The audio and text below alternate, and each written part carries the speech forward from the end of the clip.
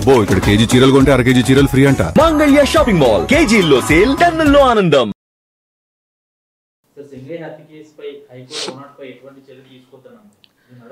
అదే నేను హైకోర్టు వాయిదా వేస్తే నేను తీర్పు అంటే ఏం చేయాలి, ఎట్లా చేయాలి, ఏంటి అని దాని గురించి కొన్ని క్వశ్చన్లు అడిగింది. ఆ తర్వాత ఎవరైతే వీళ్ళు పోలీసులు కావచ్చు, గవర్నమెంట్ తరపు న్యాయవాదులు కావచ్చు, 105 దీనికి ఎట్లా అప్లికబుల్ అని అడిగింది.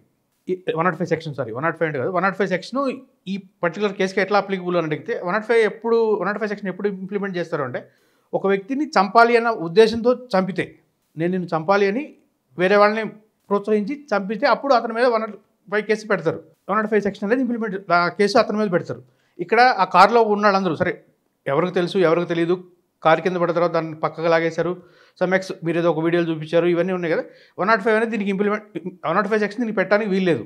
వాళ్ళు ఏమి ప్రోత్సహించలేదు, వాళ్ళు ఓన్లీ కారులో కూర్చున్నారు అంతే. వాళ్ళు కారు కూడా నడపలేదు, వాళ్ళకి తెలియని కూడా తెలియదు. అయినా అక్కడ దానికి ఒక ప్రత్యక్ష సాక్షి చెప్పాడు డీటెయిల్గా, కారు కింద పట్టడం జరిగింది, అతను పక్కకు లాగడం జరిగింది, మేమే వాటర్ ఇచ్చాము, ఇది చేసాము, ఆ తర్వాత అంబులెన్స్ వచ్చింది పంపించేసాము అని. ఇది అక్కడ ఉన్న ప్రత్యక్ష సాక్షి, ఆ టైంలో అక్కడ ఉన్న వ్యక్తి చెప్పాడు. దాన్ని బయట చేసుకునే కోర్టు రియాక్ట్ అయింది, 105 ఎట్లా అప్లికబుల్ అని. తర్వాత మళ్ళీ ఇదే కోర్టు వాదన జరుగుతున్నప్పుడే మీరు ఏ ఎవిడెన్స్తో ముందుకు వెళ్తున్నారు అని అడిగితే, మా దగ్గర ఒక ప్రైవేట్ వీడియో ఉంది, దాన్ని బేస్ చేసుకుని వెళ్తున్నామని చెప్పింది. మరి దాని శాండిటీ ఎంతవరకు ఉంది అని అడిగింది కోర్టు. అవన్నీనే మేము దాన్ని ఇది చేపిస్తున్నాం, అది చేపిస్తున్నాం, ఒక 2 వీక్స్ టైం కావాలని ఏదో సంథింగ్ XYZ కోరడం జరిగింది. చూడండి, ఒక లేని దాన్ని ఒక దీనిగా మార్చడం గురించి వీళ్ళందరూ ఇంకా ప్రయత్నిస్తూనే ఉన్నారు. జరిగిన ఇన్సిడెంట్ జరిగింది ఇప్పుడు ఇంకా ఇంకా ఏదో ఒకటి పెట్టాలి. దాంట్లో హాస్పిటల్ వాళ్ళు ఇచ్చిన దాన్ని పంచనామా రిపోర్ట్ అంటారు, ఆ రిపోర్ట్లో ఏముంది, వీళ్ళు ఎఫ్ఐఆర్ ఇంకా అసలు ఎఫ్ఐఆర్ స్టేజ్లో కూడా లేదు. కోర్టు కూడా చెప్పింది ఎఫ్ఐఆర్ కూడా ఫైల్ కాని స్టేజ్లో మేము ఎంటర్ కాకూడదు అని. కానీ ఇది ఒక అసాధారణ కేసులాగా మాకు అనిపిస్తుంది కాబట్టి మేము ఎంటర్ అవుతున్నామని. ఇది ఎంత అవమానం గవర్నమెంట్కి. ఒక సంబంధం లేని విషయంలో మేము తలదూర్చకూడదు, అయినా కానీ మేము ముందుకు వచ్చి ఆ కేసుకున్న ప్రభావం అక్కడ ఉన్న వ్యక్తులను బట్టి మేము ఇట్లా చేయాల్సి వస్తుంది. మీరు ఎవరిని దాంట్లో లోపలికి నెట్టాలని చూస్తున్నారు, లేకపోతే ఎవరిని ఇరికించాలని చూస్తున్నారు. వీళ్ళ దగ్గర సమాధానం ఏం లేదు. లాయర్ ఏదైతే గవర్నమెంట్ తరఫున వాదించే లాయర్లు ఉంటారు కదా, 2 వీక్స్ టైం ఇవ్వండి, మేము ఎన్ని ఎవిడెన్స్లు అవన్నీ తయారు చేయాలిగా, రెడీగా ఉండవు కదా. జరిగింది అయితే ఉంటాయి, ఇన్సిడెంటే జరగలేదు.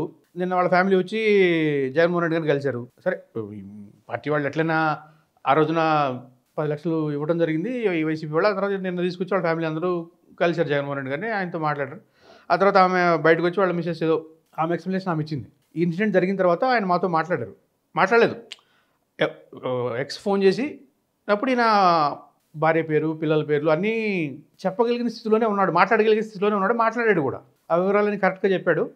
అంబులెన్స్ లేట్ అయింది, అంబులెన్స్లో ఏం జరిగింది ఒక అనుమానం అని అంతే. ఈ పాయింట్ని చంద్రబాబు నాయుడు గారు మీటింగ్లో మాట్లాడారు. అక్కడ కుప్పం మీటింగ్లో ఉన్నారు ఆయన. పాపం ఇమీడియట్గా ఇచ్చారు, ఆయన ఇమీడియట్గా చదివేశారు, ఇది ఇట్లా చెప్పిస్తున్నారు అని. మాకు ఒక అనుమానం ఉంది, అంబులెన్స్ లేదు జరిగిందని కూడా అనలేదు ఆమె. మాకు ఒక అనుమానం ఉంది, మీరు గవర్నమెంట్లో ఉన్నారు, దాన్ని ప్రూవ్ ఇది చేయండి, ఏం జరగలేదు అని. లేదా ఏం జరగలేదని చెప్పండి, ఇంకా బాగుంటుందిగా. అంబులెన్స్లో ఎవరెవరు ఉన్నారు వాళ్ళతో మాట్లాడించండి, లోపలికి ఎక్కించింది ఎవరు, దింపింది ఎవరు, డ్రైవర్ ఎవరు, అందరూ గవర్నమెంట్ మనుషులే కదా. వాళ్ళేం బయట మనుషులేం కాదు, ప్రైవేట్ మనుషులేం కాదు. ఆయన వెళ్ళింది 108 వెహికలే కాబట్టి అది గవర్నమెంట్దే, గవర్నమెంట్ పీపులే ఉంటారు, వాళ్ళతో మాట్లాడించండి. అది జరగదు, ఎందుకంటే అక్కడేముందో మనకు తెలియదు. ప్లస్ నిన్న కోర్టు మాత్రం గట్టిగా చెప్పింది. ఏం చెప్పింది, నేను 2 వారాలు టైం ఇస్తున్నా, ఈ 2 వారాల్లో ఈ కేసులో మీరు ముందుకు వెళ్ళడానికి వీల్లేదు. మీరు ఎవిడెన్స్లు రెడీ చేసుకోండి. అంటే ముందుకెళ్ళడానికి వీల్లేదు అంటే అరెస్టులు కానీ లేదా ఈ కేసు మీద ఎటువంటి డెవలప్మెంట్ చేయకూడదు. మళ్ళీ విచారణకు వచ్చేదాకా మీరు విచారణకు వచ్చినప్పుడు మీ ఆధారాలతో ఏమొస్తారో మీరు రండి. వచ్చినప్పుడు ఆ తర్వాత ఫర్దర్ యాక్షన్ ఏముంటుంది, ఈ కేసు ముందుకెళ్ళాలా, నిలిపేయాలా, లేకపోతే అసలు కొట్టేయాలా, ఇవన్నీ విచారిస్తామని చెప్పింది. మరి ఇప్పటికైనా మరి వీళ్ళు రిలీజ్ అయ్యి దాంట్లో ఎట్లా చేస్తారు ఏంటి. ఇప్పుడు ఆల్రెడీ నెల్లూరు పర్యటన ఆపారు, రేపు మళ్ళీ 9వ తారీఖు ఆయన చిత్తూరు వెళ్తున్నారు, దాన్ని ఎట్లా ఆపాలని చూస్తారు. లేకపోతే ఏ హెలికాప్టర్కి ఎవరు పర్యటనకి వెళ్తేనే భయపడే స్టేజ్లో ఉన్నారు, లేదంటే మళ్ళీ అక్కడికి కూడా ఏదో చేయాలని. ఇటువంటిది ఇప్పుడు సింగయ్య హత్యలానే ఉంటుంది. అది చనిపోయిన ఇద్దరు వచ్చి కలిసారు కదా జగన్మోహన్ రెడ్డి అని, 2 ఫ్యామిలీలు వచ్చి కలిసి. సరే, వాడికి కూడా 10 లక్షలు ఇచ్చారు, 10 లక్షలు ఇచ్చారు, ఇంకా ఫర్దర్గా ఏమి ఇస్తారు అనేది పార్టీ చూసుకుంటుంది కాబట్టి గవర్నమెంట్కి ఏం సంబంధం లేదు. ఇట్లా ఒక లేని దాన్ని ఇది చేయాలి. కోర్టు చెప్పిన తర్వాత కూడా అంటే మరి వీళ్ళ ఉద్దేశం ఏంటి అనేది మనకు తెలియదు. అంటే మేము చెప్పింది జరిగిపోతుంది, మేము చెప్పినట్టుగా అంతా ముందుకు వెళ్ళిపోతుంది, మనం రాసుకున్నట్టుగానే అంతా అయిపోతుంది, ఎఫ్ఐఆర్ మందే, అన్నీ మనయే, అరెస్ట్ చేసేయటమే అన్నట్టుగా వ్యవహరిస్తున్నారు. చూద్దాం ఫర్దర్గా దీని మీద ఎట్లాంటి డెవలప్మెంట్ ఏంటనేది. Thank you.